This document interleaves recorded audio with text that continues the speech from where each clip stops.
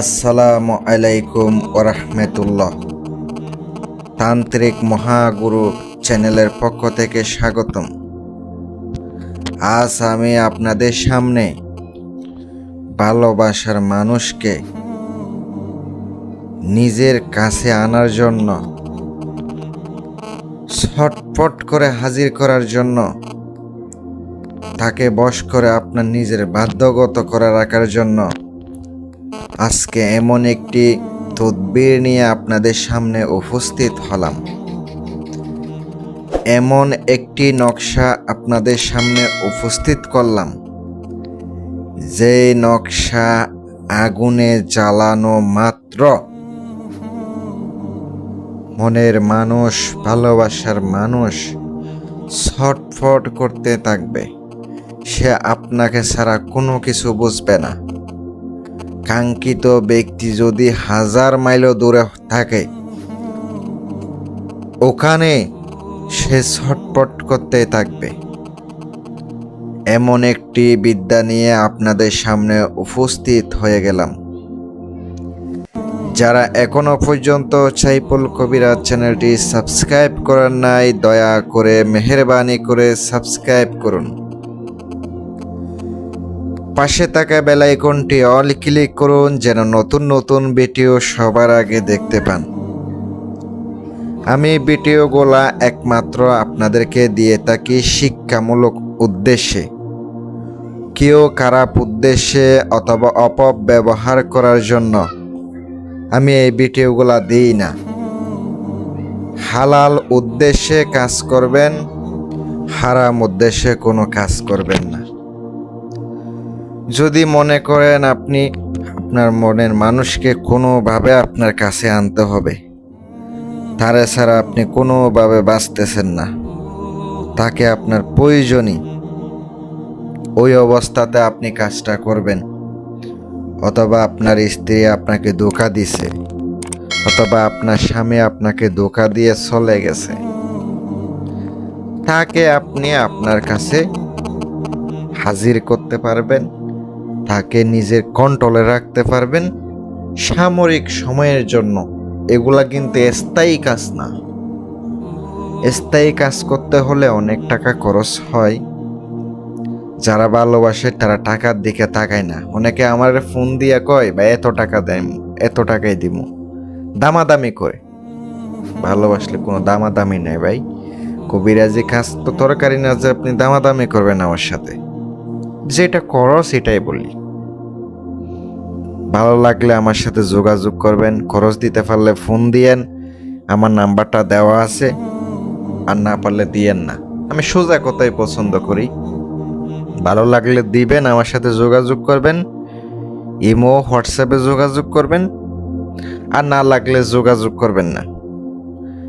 আর ভিডিওটা একটু বড় হবে, তাও শুরু থেকে শেষ পর্যন্ত দেখবেন। যদি শুরু থেকে শেষ পর্যন্ত না দেখেন, না বুঝেন, আমার ফোন দিয়া যদি আয়া কন আমি কিচ্ছু বুঝি নাই, আপনি নিয়ম কইয়া দেন, তখন কিন্তু আমি কি করব, ফোনটা আস্তে করে কেটে দেব। ভিডিওতে আমি সব কিছু বুঝাইয়া দিই, বুঝেন না, আবার আমি বোঝাবোটা কি? এমন না যে আমি কোনো কিছু গোপন রাখছি ভাই। নিয়ম যতটুকু আছে, কি কি করা লাগে না করা লাগে, A to Z আমি তুলে ধরি।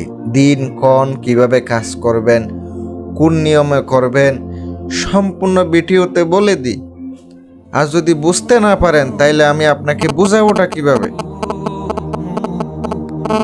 যে নকশাটা আপনি দেখতেই পাচ্ছেন, এই নকশার মারফতে কাজ করতে গেলে আপনাকে অবশ্যই পাক পবিত্র থাকতে হবে।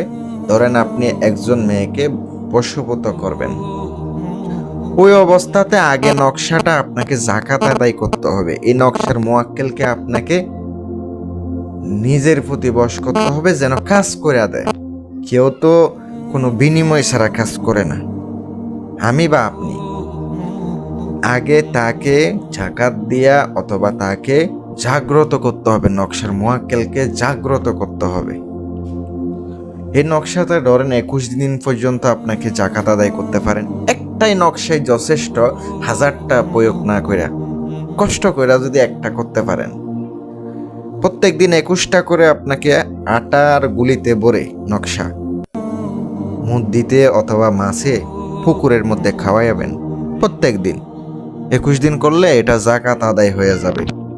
কোনো মানুষকে বশ করতে চাইলে আপনি চামেলির তেল সংগ্রহ করবেন, আর আপনাকে অবশ্যই গোলাপ জল, আতর, আগরবাতি, কালি একটা রুম নির্ধারণ করতে হবে।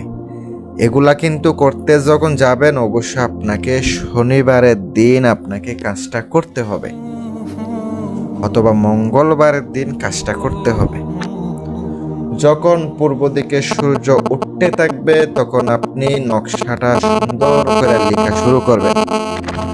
যদি মেশকো জাফরান কালি পান, মেশকো জাফরান কালি, এটা কিন্তু অরিজিনালটা হতে হবে, ওই জাফরান দিয়ে আপনাকে তৈরি করতে হবে।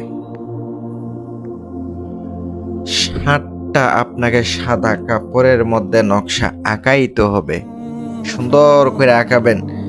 নকশার নিচে আপনাকে অমুকের কন্যা অমুক, অমুকের পুত্র অমুকের জন্য, অথবা অমুকের কন্যা অমুক, অথবা অমুকের পুত্র অমুককে, অমুকের কন্যা অমুকের জন্য।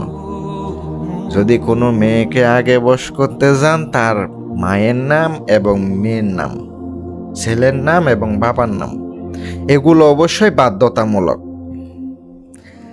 আর নকশার নিচে কিন্তু অবশ্যই আরবিতে লেখার চেষ্টা করবেন। বাংলাতে লিখলে হয় যে কি, কাজগুলা খুব দ্রুত হয় না। আর নাম যদি আপনি কাজ করার সময় উল্টা বসান, তখন কিন্তু আপনি তাকে বশ করতে গিয়ে আপনি নিজে বশ হয়ে যাবেন। তাই সঠিকভাবে মাথা খাটিয়ে কাজগুলা করার চেষ্টা করবেন। নকশা ওই বসা অবস্থায় জায়নামাজে বসবেন, পশ্চিম দিকে মুখ করে বসবেন, আগে 11 বার দুরুদে ইব্রাহিম পড়ে নেবেন। আপনার উদ্দেশ্য সঠিক এবং হালাল রেখে 60টা নকশা আপনাকে আঁকাইতে হবে ওই কাপড়ের মধ্যে। আঁকানোর পরে আপনি যে চামেলির তেল আনছেন আর বাজার থেকে একটা মাটির প্রদীপ নিয়ে আসবেন, মানে যেগুলা প্রদীপ বলে, একমুখী নিয়ে আসবেন। ওই যে আপনি নকশা লিখেছেন ওগুলা শুকায়া নেবেন, হালকা একটা আতর লাগাই দিবেন, 7টা গোলমরিচ দিবেন নকশার ভিতরে, পেঁচাইয়া নেবেন। আর নকশার যে মোয়াক্কেল, ওগুলার বুক কিভাবে দিতে হয় কবিরাজরাই জানেন, আমি অন্যান্য ভিডিওতে বলবো কিভাবে বুক দিতে হয়। তারপরে নকশা আপনি ওখানে বৈশা জ্বালাবেন, আগুনে পোড়াবেন রাত্রে এশারের নামাজের পর। চিন্তা করবেন, যখন আগুন ধরাইয়া দিবেন মনে করবেন যে আপনার মনের মানুষের শরীরের মধ্যে আগুন ধরতেছে, ছটফট করে আপনার কাছে আয়া পড়তেছে। এমন চিন্তা ভাবনা করে কাজটা করেন, কাজ হবে ইনশাআল্লাহ। আমি সাইফুল কবিরাজ। ভালো লাগলে আমার সাথে যোগাযোগ করবেন, আর যদি কাজ করা লাগে তাও যোগাযোগ করবেন, ব্যক্তিগত কাজ। আমি যেসব কাজ করে থাকি, মারণ, বিচ্ছেদ, উচ্চাটন, জিন জাদু, কুফরি কালাম, সব বিষয়ে কাজ করি, যোগাযোগ করতে পারেন। আর সকলে সুস্বাস্থ্য কামনাই করি। ভিডিওটা বড় হইল, বোঝানোর চেষ্টা করছি। যারা সম্পূর্ণ দেখবেন অনুমতি থাকবে ইনশাল্লাহ, আর যারা সম্পূর্ণ দেখবেন না তাদের জন্য আমার কোনো অনুমতি নাই, কোনো এজাজত নাই। আসসালামু আলাইকুম ওয়া রাহমাতুল্লাহ।